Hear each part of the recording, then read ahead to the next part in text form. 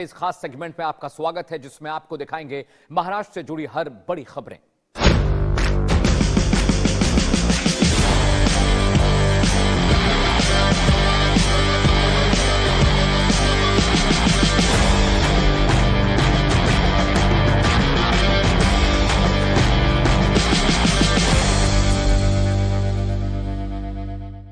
Davos में हुए world economic forum 2026 में महाराष्ट्र ने 30 लाख करोड़ रुपए के एमओयू साइन किए हैं, जबकि 10 लाख करोड़ रुपए के और निवेश पर शुरुआती बातचीत पूरी हो चुकी है।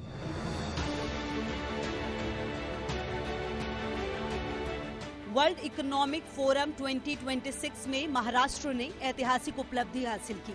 मुख्यमंत्री देवेंद्र फडणवीस ने बताया कि राज्य ने 30 लाख करोड़ रुपए के एमओयू साइन किए हैं, जबकि 10 लाख करोड़ रुपए के अतिरिक्त निवेश पर शुरुआती बातचीत पूरी हो चुकी है। इन निवेशों से राज्य में 40 लाख नए रोजगार सृजित होंगे। इन समझौतों में 18 देशों से आया 83% विदेशी प्रत्यक्ष निवेश है। इनमें America, Britain, Singapore, Japan, Germany, Switzerland और यूएई शामिल है। बाकी निवेश विदेशी तकनीकी साझेदारी से जुड़ा है, जिसमें AI, quantum computing, data centres, green steel, health, food processing और फिनटेक जैसे सेक्टर शामिल हैं। महाराष्ट्र सरकार ने टाटा ग्रुप के साथ बड़ी साझेदारी की है। 1 लाख करोड़ रुपए से ज्यादा के निवेश से मुंबई के पास भारत का पहला इनोवेशन सिटी बनेगा, जो एआई, सेमीकंडक्टर्स, जीसीसीएस और भविष्य की टेक्नोलॉजी का हब होगा। पुढच्या काही वर्षांमध्ये आपण मुंबईला एक सर्क्युलर इकॉनॉमीचं शहर म्हणून त्या ठिकाणी पोर्ट्रे करू शकू आणि हेच टेम्पलेट आपण सगळ्या मोठ्या शहरांमध्ये, पुण्यामध्ये, नागपूरमध्ये सगळ्या मोठ्या शहरांमध्ये आपण नेऊ शकू, अशा पद्धतीनं ही गुंतवणूक आपण या ठिकाणी केलेली आहे। मुंबई में सर्कुलर इकोनॉमी मॉडल के जरिए पानी, हवा और कचरा प्रबंधन की नई व्यवस्था लागू की जाएगी। कुल निवेश का 22% एमएमआर, 13% विदर्भ और 50% राज्य के अन्य हिस्सों के लिए होगा। महाराष्ट्र एक बार फिर देश का सबसे बड़ा निवेश गंतव्य बनकर उभरा है।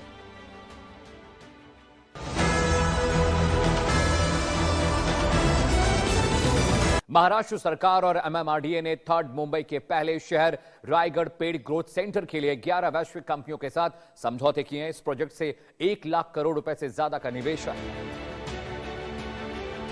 WEF 2026 में महाराष्ट्र सरकार और एमएमआरडीए ने 11 वैश्विक कंपनियों के साथ एमओयू साइन किए हैं। इसके तहत रायगढ़ पेड़ ग्रोथ सेंटर विकसित किया जाएगा, जो थर्ड मुंबई का पहला शहर होगा और टेक्नोलॉजी, फिनटेक, डेटा सेंटर्स और जीसीसीएस का बड़ा केंद्र बनेगा। मुख्यमंत्री देवेंद्र फडणवीस ने अंतर्राष्ट्रीय निवेशकों को रायगढ़ पेड़ में निवेश का न्योता दिया है। यह इलाका नवी मुंबई इंटरनेशनल एयरपोर्ट से 15 से 20 किलोमीटर दूर स्थित है। इसे बीकेसी की तर्ज पर इंटरनेशनल बिजनेस डिस्ट्रिक्ट के रूप में विकसित करने की योजना है। A lot of foreign companies have already shown their interest to invest in this new city, whereby it will host a lot of GCCs, it will host fintech, it will host, so it will be a very inclusive business district. इन समझौतों में America, दक्षिण Korea, Switzerland, Finland, UAE और Singapore की दिग्गज कंपनियां शामिल हैं। इस प्रोजेक्ट से राज्य को नई वैश्विक पहचान मिलेगी।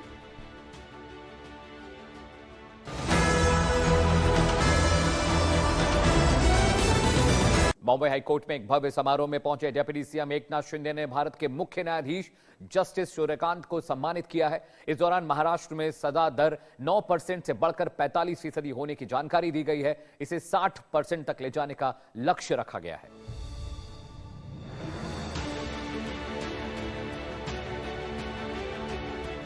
बॉम्बे हाईकोर्ट में आयोजित समारोह में उप मुख्यमंत्री सीएम एकनाथ शिंदे ने सीजेआई जस्टिस सूर्यकांत को सम्मानित किया।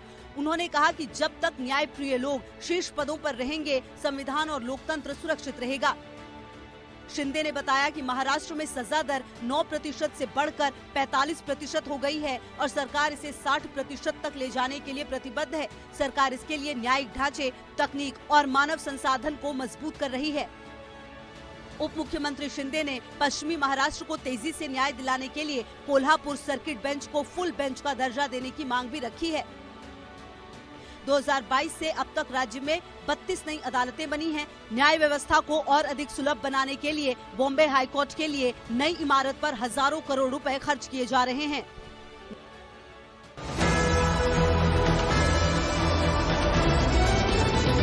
ग्रीन एनर्जी में महाराष्ट्र ने बड़ी छलांग लगाई। मुख्यमंत्री देवेंद्र फडणवीस ने WEF 2026 में कहा कि राज्य इस साल के अंत तक 16 गीगावाट सौर ऊर्जा उत्पादन का लक्ष्य हासिल कर लेगा। महाराष्ट्र नवीकरणीय ऊर्जा में वैश्विक सफलता की कहानी लिख रहा है। मुख्यमंत्री देवेंद्र फडणवीस ने दावोस में WEF 2026 में घोषणा की। डिसेंट्रलाइज्ड और सौर ऊर्जा कार्यक्रम के माध्यम से महाराष्ट्र इस वर्ष के अंत तक 16 गीगावाट सौर ऊर्जा उत्पादन हासिल करने की राह पर है। मुख्यमंत्री ने महाराष्ट्र के परिवर्तनकारी मॉडल को प्रस्तुत करते हुए बताया कि हर कृषि फीडर को स्वतंत्र रूप से सोलराइज किया गया है। किसानों के लिए बनी विशेष कंपनी ने बिजली की लागत 8 रुपए प्रति यूनिट से घटाकर 3 रुपए से कम कर दी है। राज्य का लक्ष्य 2030 तक 52% रिन्यूएबल एनर्जी और 2032 तक 45 गीगावाट अतिरिक्त उत्पादन का है, जिसमें 70% हिस्सेदारी सौर ऊर्जा की होगी। बैटरी और पंप स्टोरेज से ग्रिड को स्थिर किया जाएगा। अंतर्राष्ट्रीय स्तर पर सराहा गया ये मॉडल किसानों को सशक्त बना रहा है, उत्सर्जन घटा रहा है और दुनिया के लिए एक उदाहरण पेश कर रहा है।